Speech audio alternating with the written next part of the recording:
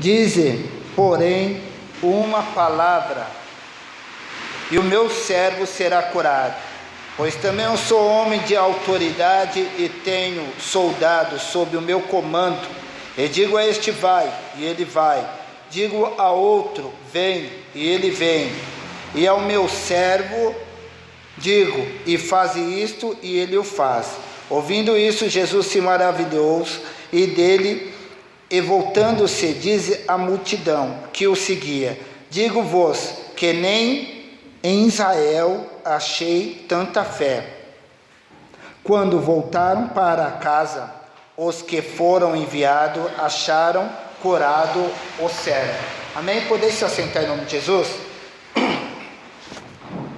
Glória a Deus.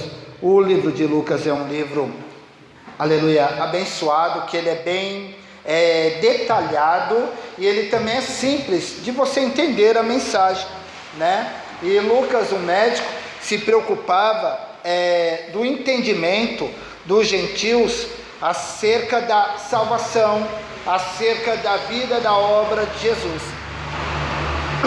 E no capítulo 7, onde nós estamos, fala sobre o centurião de Cafarnaum.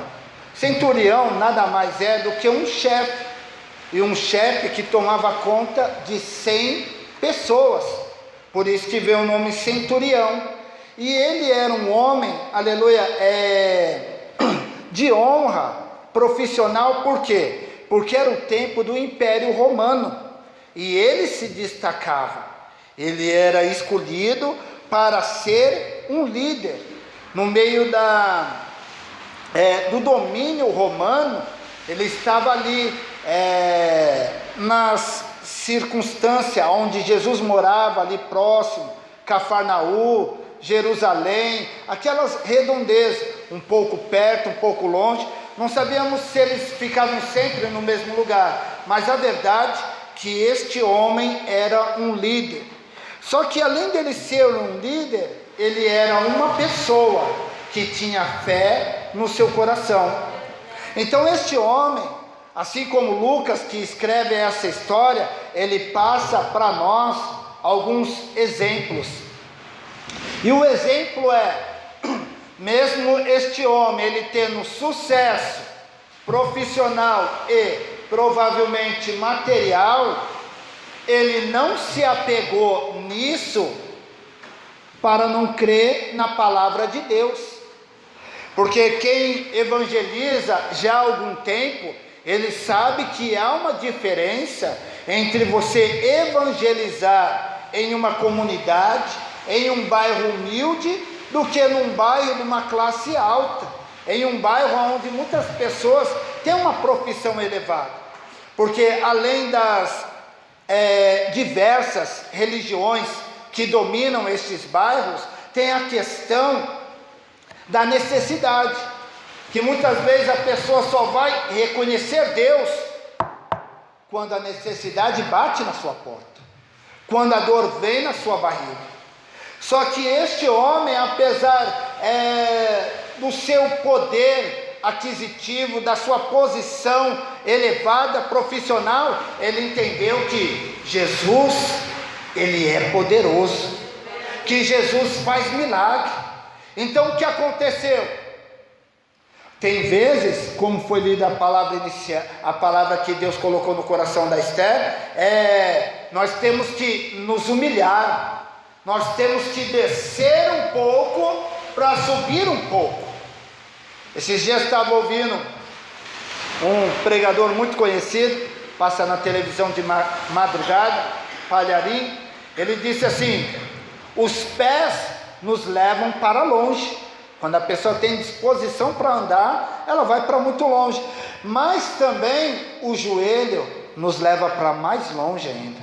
Porque os nossos joelhos, quando nós se dobrando, joelho simbologia de buscar a Deus, de se humilhar perante Deus, reconhecer a nossa dependência. Os nossos joelhos nos levam para a presença de Deus. Hoje Deus está lembrando que a nossa humilhação, a nossa fé, o nosso reconhecimento no poder de Deus nos deixa próximo de Deus, nos deixa perto do nosso milagre. aleluia, porque nós temos que ter fé, mas temos que buscar também, e muitas vezes, aleluia, tem algumas coisas que impedem.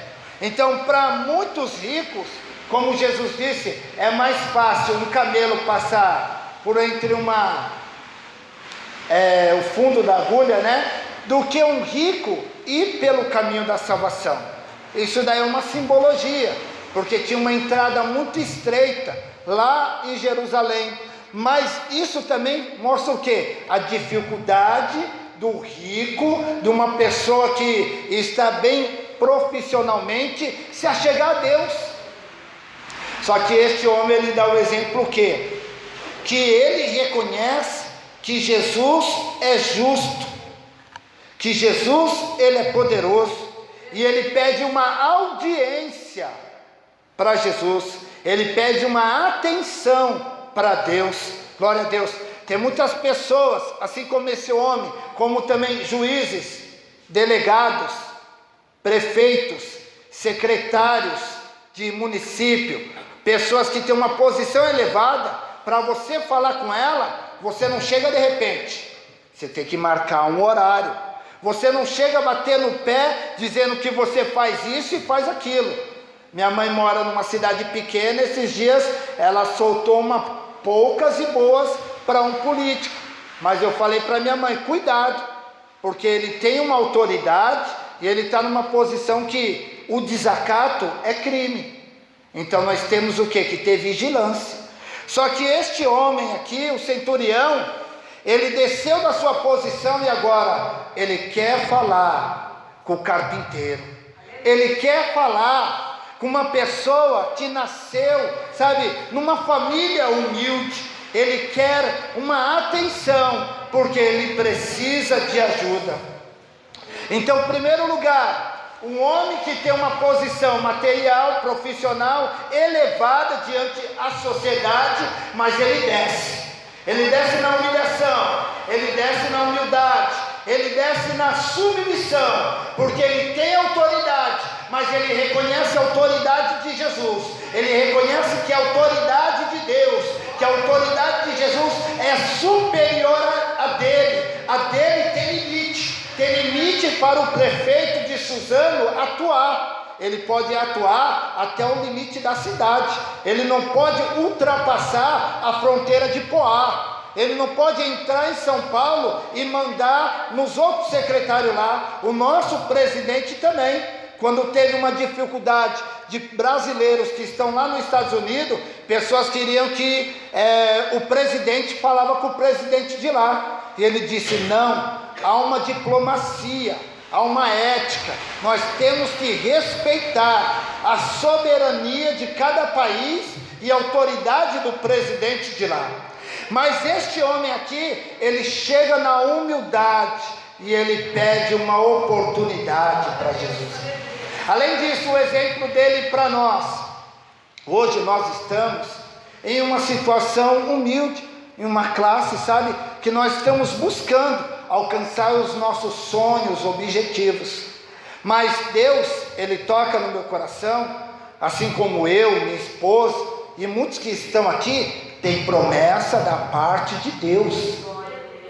Então, quando nós temos promessa e nós estamos lutando para chegar lá, muitas vezes há muito esforço, muita lágrima, humildade, humilhação, mas a verdade é que quando nós chegamos na situação, pode continuar, você pode continuar reconhecendo que você é dependente de Deus, você pode continuar ajudando os humildes, você pode guardar sua fé no coração, acreditando que Jesus, Ele é o teu Salvador, que Ele é o Deus da sua vida. Ou será que depois que Deus me abençoar financeiramente, o dinheiro vai subir para minha cabeça e eu vou dar meia volta e vou dar tchau para Jesus? Será que depois que a promessa cumprir na minha vida, eu vou deixar a fé de lado e eu vou para as festas, eu vou com o carro do ano, eu vou, sabe, querer crescer e aparecer? Não, nós temos que seguir o exemplo da humildade, porque Jesus, ele é manso e humilde de coração, ele está sempre pronto para nos ensinar. Mas o que acontece? Ele quer que você e eu venhamos permanecer, aleluia, com a nossa personalidade, com o nosso caráter, aleluia, firme naquilo que é correto, naquilo que é bom. Jesus contou uma história e disse assim: quando vocês entrarem acerca de uma festa, acerca, aleluia, de uma reunião, procurem estar nos últimos bancos, porque quando as pessoas te chamarem para frente, estarão te honrando. Porque quando você sentar lá na frente, você querer fazer algo, você querer demonstrar uma posição, uma situação, e a pessoa dizer para você: vai um pouquinho para trás, porque tem pessoas, aleluia, com uma posição acima de você, com uma patente acima de você, com uma posição, talvez ministerial, profissional, financeira, acima de você. Dá um passo para trás. Mas hoje Deus fala assim para você: continua, isso mesmo, na humildade, dando um passo para trás, mas logo mais Jesus vai te chamar para frente, para te honrar. Melhor do que eu, Deus conhece o íntimo do seu coração, e Ele tem promessa para a tua vida. Mas antes de chegar na promessa, Deus nos prepara. Para quê? Para viver aquele momento, aquela ocasião, aquele tempo de honra com sabedoria, com capacidade para administrar a honra profissional, a bênção material, aleluia, a honra familiar. Então hoje Deus está te lembrando que nós temos que se atentar para os exemplos bons, como diz em Provérbios 31, a mulher virtuosa, quem achará? Ela era o exemplo da sua casa. Então hoje, aleluia, assim como aquela mulher, assim como este homem que chamou a atenção de Jesus, a mulher chamou a atenção de Salomão, Deus quer que você chame a atenção de Deus, aleluia, com o seu comportamento, com o seu sentimento, aleluia, com o que há de melhor dentro de você. E nesse exemplo que ele estava nos dando, ele ainda intercedia pelos mais fracos, ele intercedia pelos necessitados, ele intercedia pelos humildes, pelos carentes. Dos deveres do pastor é interceder pelos irmãos da igreja, interceder por aqueles que não são crentes, interceder por pessoas que estão de longe, interceder pela obra de Deus, pelos enfermos. A oração da fé curará os enfermos.